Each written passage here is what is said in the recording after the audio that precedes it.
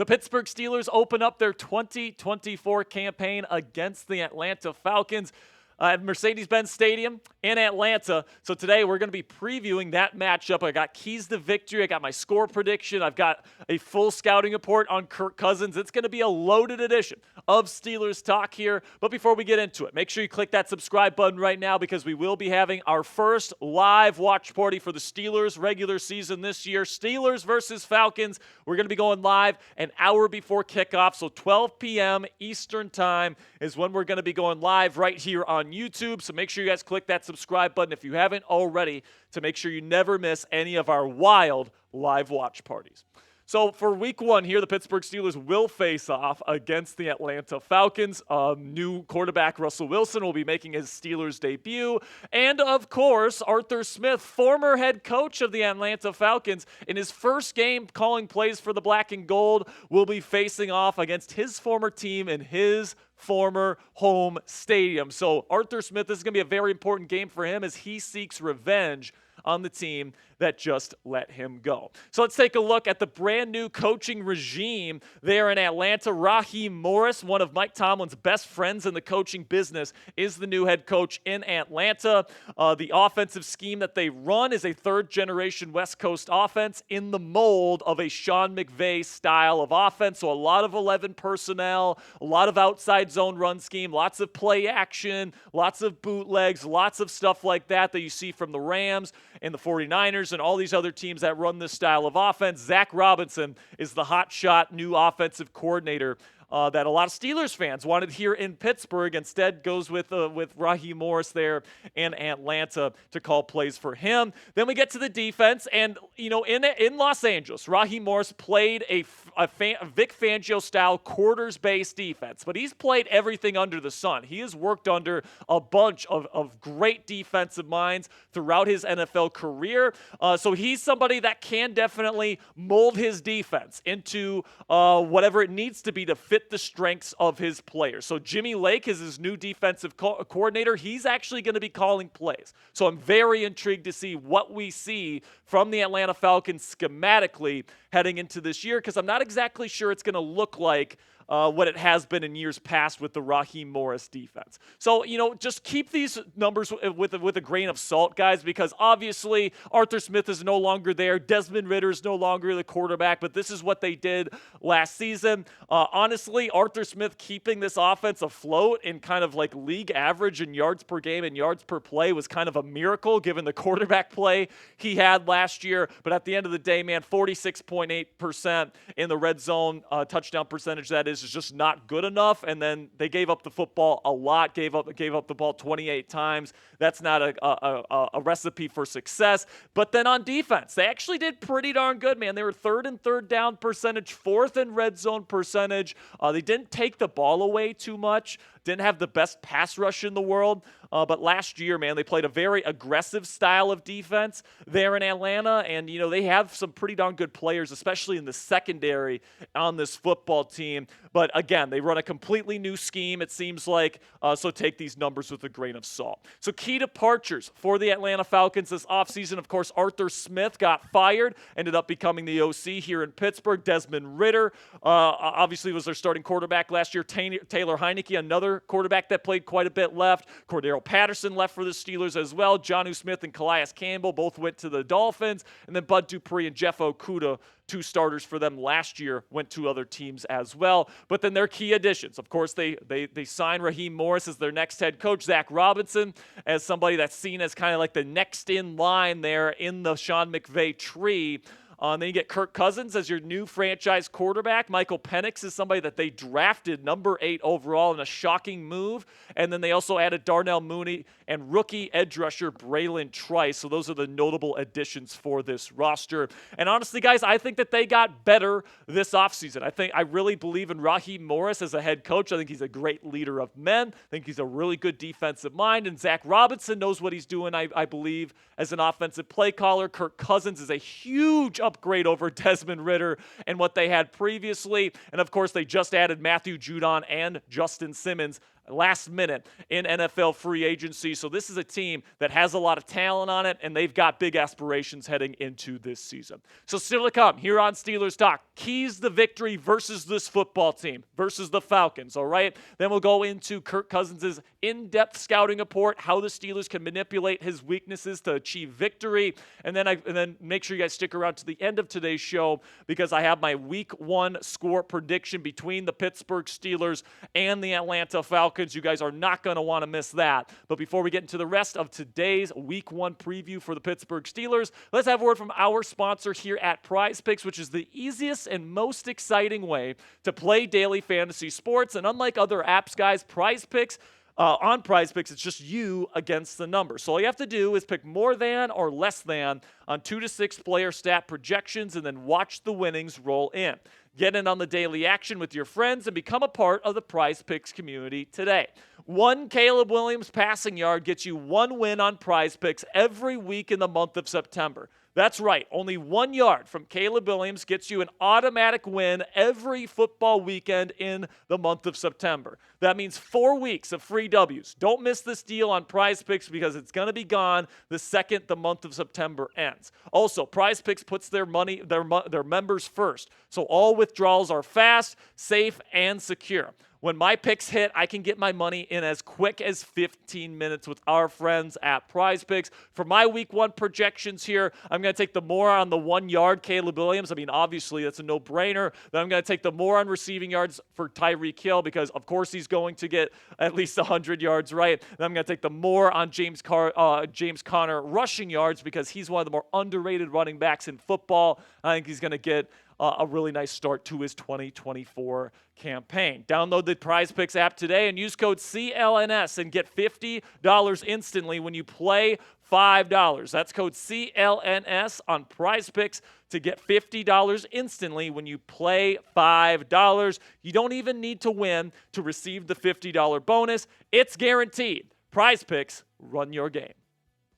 So the first key to victory for the Pittsburgh Steelers this week is to get after Kirk Cousins, all right? This is somebody that is a statue in the pocket. Now, when you look at Kirk Cousins' game and what he does well versus what he doesn't do well, he's very good at the mental side of the game. He can decipher defenses. He knows where to go with the football, and he makes good decisions. Also, he's very accurate, and he's very good at throwing the ball down the field, all right? That connection that he had with Justin Jefferson was special, in part because Kirk Cousins' deep ball is one of the best in the game. However, the cons with him is that he is a statue. He's not going to create outside of structure as a rusher or anything like that. The pocket presence is definitely suspect. So the Pittsburgh Steelers, one of the best pass rush teams in the National Football League, they need to really exploit that and get after him and put him on his butt. I do think that the way that you do that is that you play a lot of single high coverage. You put Minka out there as the center fielder. You bring Deshaun Elliott into the box, and you get after the quarterback with a bunch of blitz coverages, man, and you trust your corners to hold up against the Atlanta wide receiver group. But the problem here is, guys, the problem with getting after Kirk Cousins is that this offensive line is actually pretty darn good here in Atlanta. So you take a look at the starting rotation here and where these guys ranked in Pro Football Focus grading at their positions last year. Jake Matthews, Drew Dahlman, Chris Lindstrom, Caleb McGarry, all these guys are top 20 guys, arguably at their position year in and year out. Matthew Bergeron is a second-year player that had a promising rookie season. They're hoping he takes the next step. So this offensive line is one of the best in the National Football League, so the Steelers' pass rush will certainly have their work cut out for them. However, what I will say about this offensive line is that they are a lot better as a run-blocking unit than they are a pass-protecting unit. So that's going to give opportunities to guys like T.J. Watt, Alex Highsmith, the newly signed Cam Hayward, Keanu Benton, and others to get after Kirk Cousins, and that is a must if the Steelers want to walk away with the W in this one.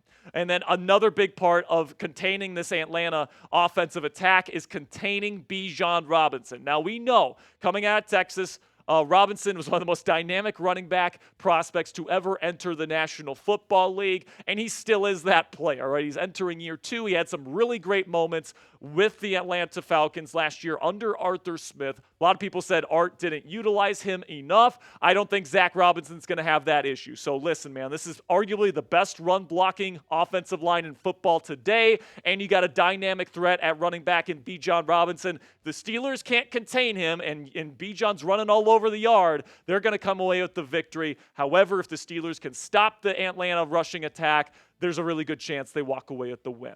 Another guy that they absolutely need to stop is Matthew Judon, the new Atlanta Falcon that this team traded for during training camp this year. And the reason why specifically I call out Judon is because he is their number 1 edge rusher, and he's likely going to be going up against Broderick Jones, who had a really, really tough preseason.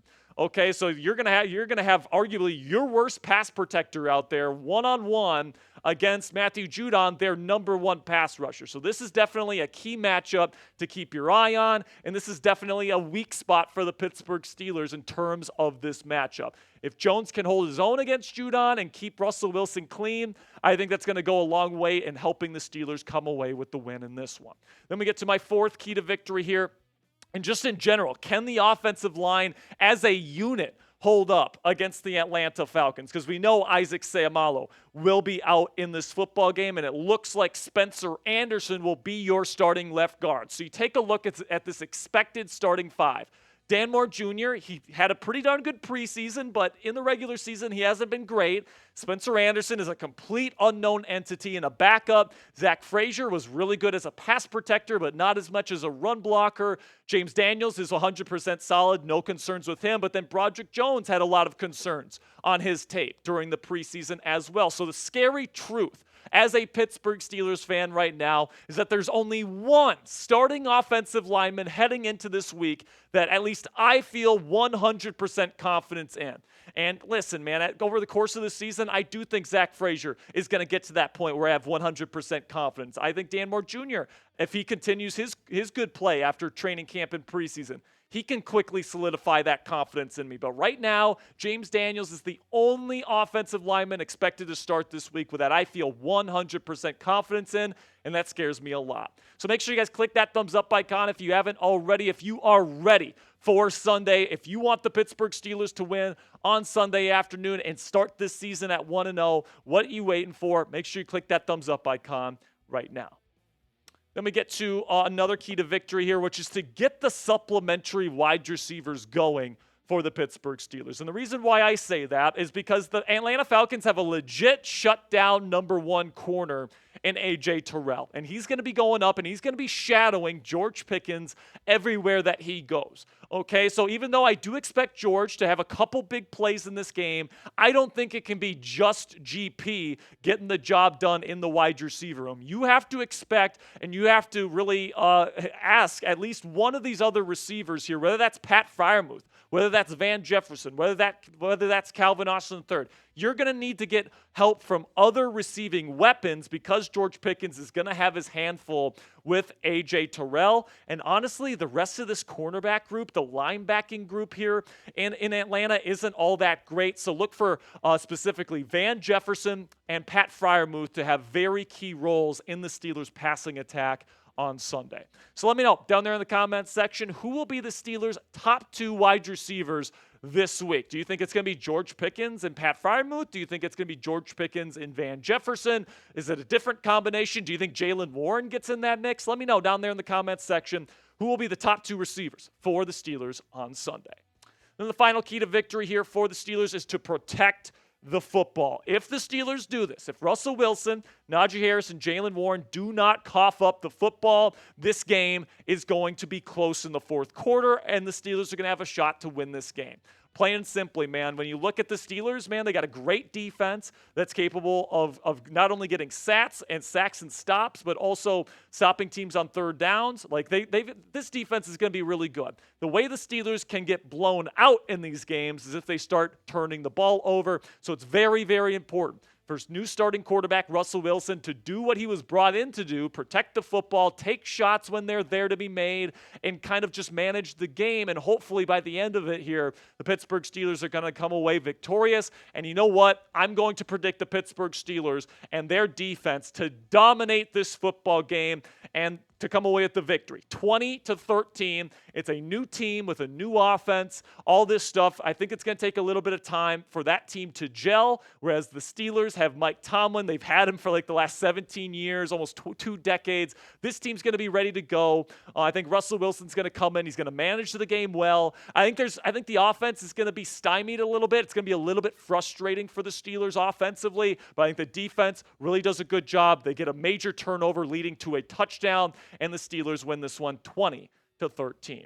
Now it's your turn. Let me know down there in the comments section. Predict the score of Steelers versus Falcons for me down there in the comments section. Can't wait to see what you guys have to say about this Week 1 matchup.